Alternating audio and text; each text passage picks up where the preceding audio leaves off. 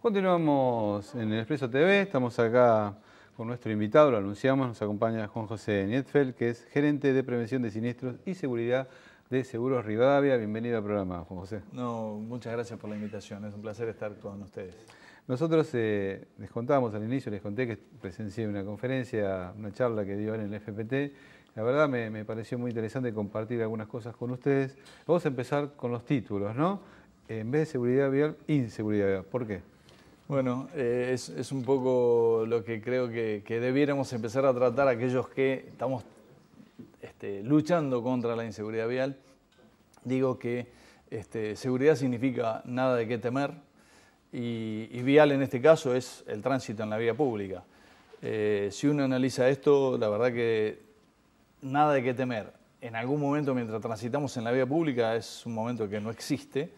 Y por eso digo que debiéramos dejar de hablar de seguridad vial para hablar de inseguridad vial. Pero mucho más allá de este análisis, creo que tiene que ver con la connotación de la palabra inseguridad en el ser humano. Es decir, a cualquier persona que se le habla de seguridad vial tiende a relajarse y al que se habla de inseguridad vial tiende a ponerse en alerta. Entonces, me parece que si el mensaje fuese de inseguridad, estaríamos bastante más alertas, que es lo que estamos necesitando hoy en la calle, ¿no? Pues estás muy relacionado, obviamente, con el tema de transporte. Yo creo que en algunos casos, una opinión mía, no sé si coincidís, se debe dar cambios culturales, sobre todo en los conductores, no solo en el transporte, pero vamos a hablar de transporte. Sí, en este caso estamos hablando de ese tema. Son muy difíciles de implementar, o sea, deberían ser constantes, o sea, la gente vuelve a cometer los mismos errores pasado un tiempo.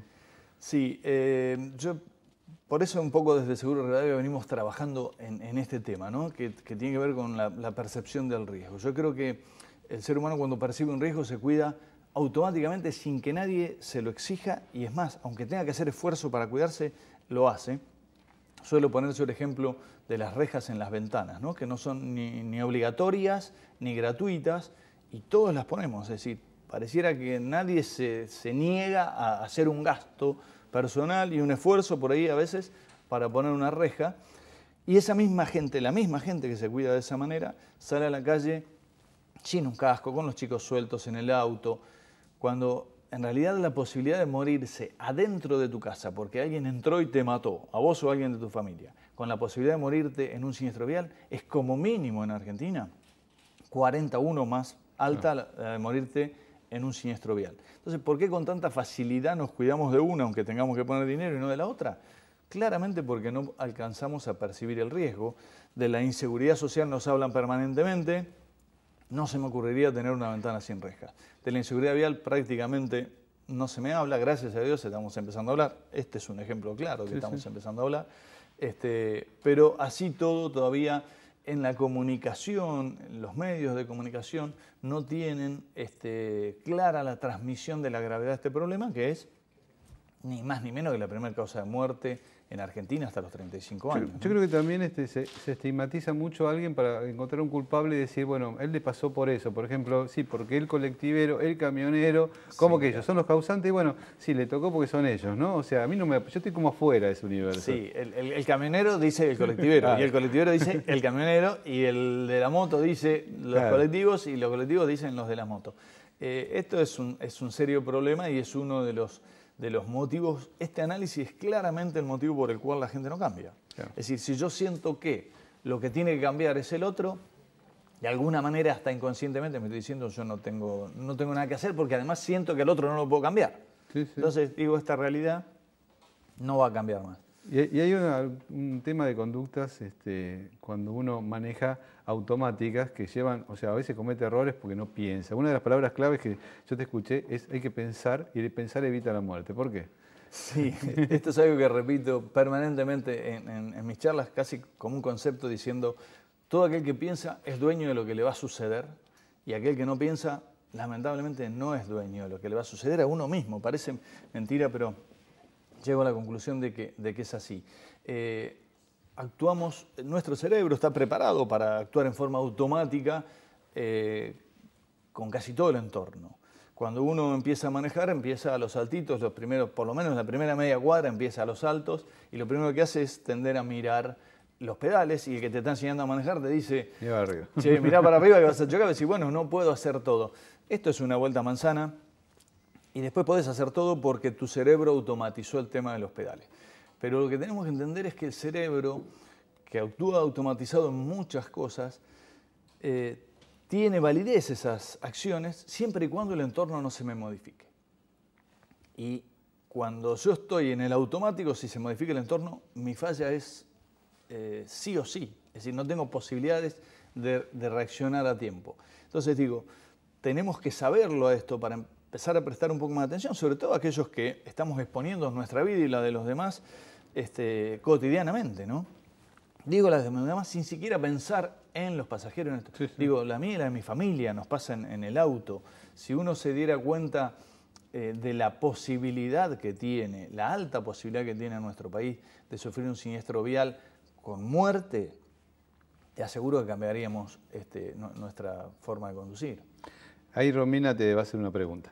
Juan José, muy buenos días. Un gusto tenerte acá en el piso. Y yo quería preguntarte básicamente por qué todas las empresas de transporte están apuntando cada vez más a la capacitación y a la profesionalización de los conductores. Pero también fuera de cámara nos preguntaste a nosotros justamente qué leemos cuando vemos las señales de tránsito. Yo digo, la gente común que por ahí agarra la ruta o va simplemente por una calle, una avenida y no sabe lo que realmente significa esa señal. ¿Vos considerás que esto es un causante de siniestros, uno de los principales causantes de siniestros?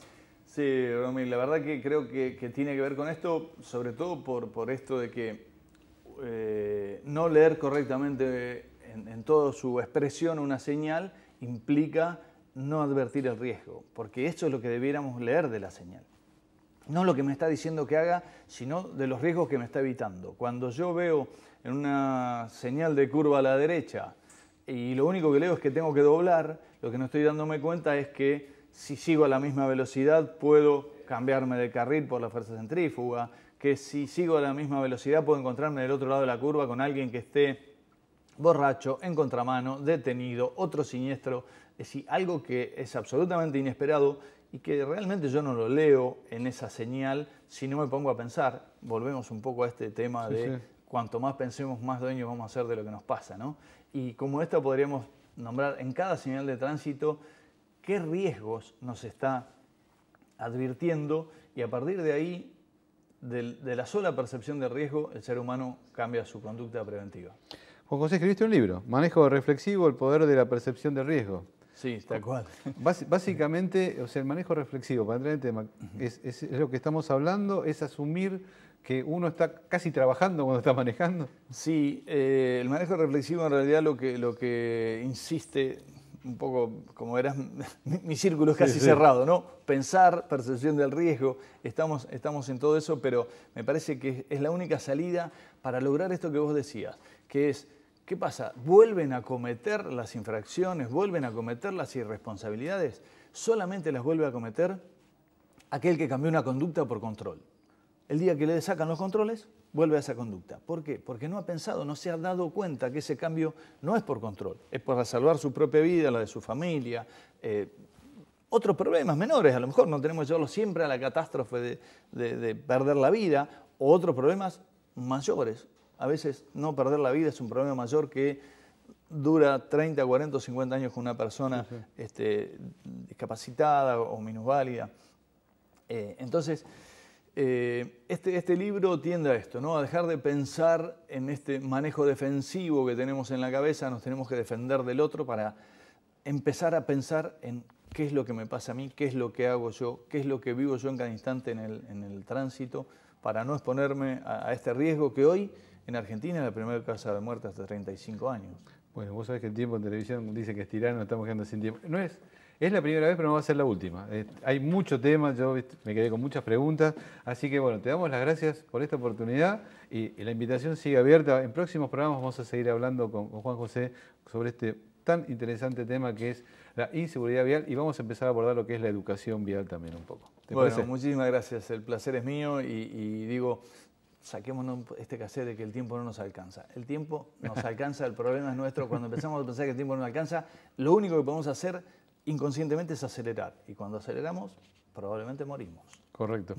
Romina nos va a dar los teléfonos para comunicar. Si usted tiene una duda, quiere hacer algún comentario sobre lo que estuvimos hablando, ¿cómo puede hacer, Romy? Como siempre, les recuerdo que ustedes también pueden ser parte del Expreso TV llamándonos al 6091-1710. También nos pueden escribir al expreso@elexpresotv.com y nos pueden seguir a través de las redes sociales, en Facebook, en el Expreso TV y también a través de Twitter, @elexpresotv. En el próximo bloque vamos a estar compartiendo con ustedes esta jornada especial para periodistas que llevó a cabo la Fundación Profesional para el Transporte. Así que les pido que se queden del otro lado, que en un ratito nada más seguimos con más información acá en el Expreso TV.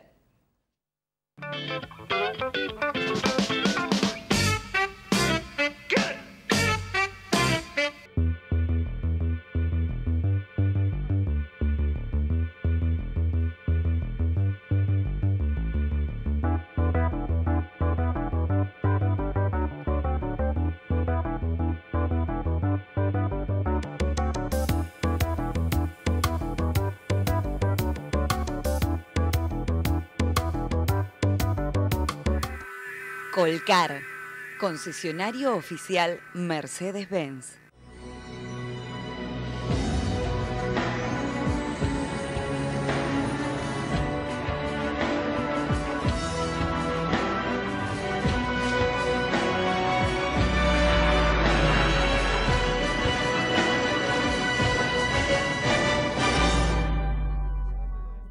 Para mí, hablar de música rutera es discriminatorio. ¿Qué? Si lo pongo en una avenida no funciona. Corramos la cabeza, viejo. Open mind. Iveco Daily 8.3 Cubic. Un furgón con alma de camión.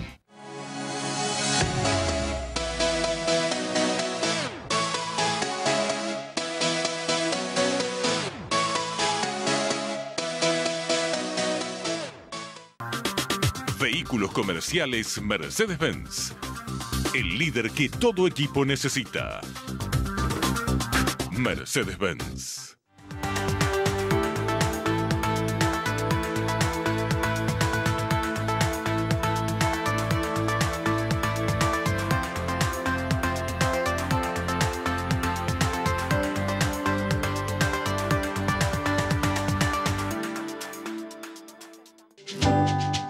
Ya salió A la Larga y a la Corta número 14. En esta edición, seminario Experiencias en Latinoamérica. Técnicos especializados de Latinoamérica y referentes nacionales presentaron sus experiencias y conocimientos. Aniversario del colectivo. Recorrimos la traza histórica del primer colectivo porteño junto a Aníbal Trasmonte y choferes de las líneas 45 y 109. La concreción de un sueño. Protección Mutual de Seguros del Transporte Público de Pasajeros entregó los certificados BusScore y presentó la primera unidad móvil de simulación. Polémica con el Metrobús. Son varios los edificios que estarán afectados por las obras del nuevo Metrobús. Todo esto y mucho más en A la Larga y a la Corta número 14. Es otra publicación de Integrados Producciones del Transporte.